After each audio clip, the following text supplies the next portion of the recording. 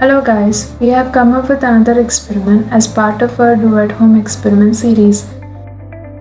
In this video, we will be looking at fermentation process with sugar and yeast. Fermentation is a process in which a substance breaks down into a similar substance.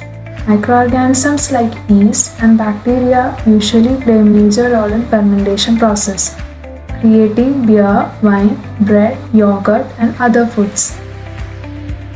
To conduct this experiment, we need warm water, yeast, sugar, balloon, and a bottle. Take a bottle and add 1 packet of yeast. Then add 3 teaspoons of sugar and also add 1 cup of warm water into the bottle. With all the ingredients added, cover your bottle with a lid and shake it well. Then remove the lid and put the balloon on the top. Let them sit for an hour. After an hour, you will see that the balloon starts to grow in size.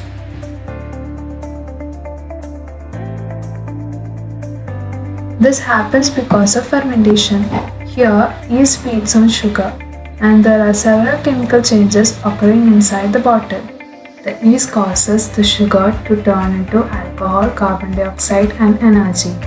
This carbon dioxide fills the balloon and pushes it outwards. Humans have always used yeast well before writing was invented. Egyptians used it to make bread some 5,000 years ago. In bread, carbon dioxide causes it to rise during baking as the bubbles push the moist dough up and outwards, just like how it did to the balloons. We hope you enjoyed this video. Thanks for watching.